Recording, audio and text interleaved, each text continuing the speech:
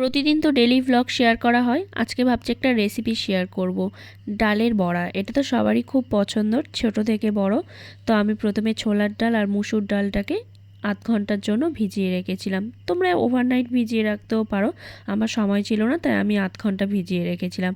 তারপর পেঁয়াজ কুচি, কাঁচা লঙ্কা কুচি, আর এখন তো ধনেপাতা সিজন তাই ধনেপাতাও দিয়েছি, আর বেসিক যে মশলাগুলো হয় ওগুলো দিয়েছি।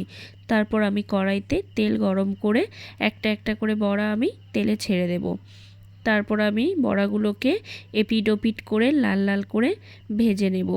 ভাজার পর আমার বড়াগুলো তো একদম রেডি খাবার জন্য। তো তোমাদের কেমন লাগলো রেসিপিটা অবশ্যই কমেন্ট করে জানিও। আর যদি ভালো লেগে থাকে তাহলে আমার চ্যানেলটাতে একটা লাইক করে দিও, আর অবশ্যই অবশ্যই একটা সাবস্ক্রাইব করো প্লিজ, তাহলে আমার খুব ভালো লাগবে আর আমি ভিডিও দিতে আরও অনুপ্রেরণা পাবো তোমাদের ওই লাইক থেকে।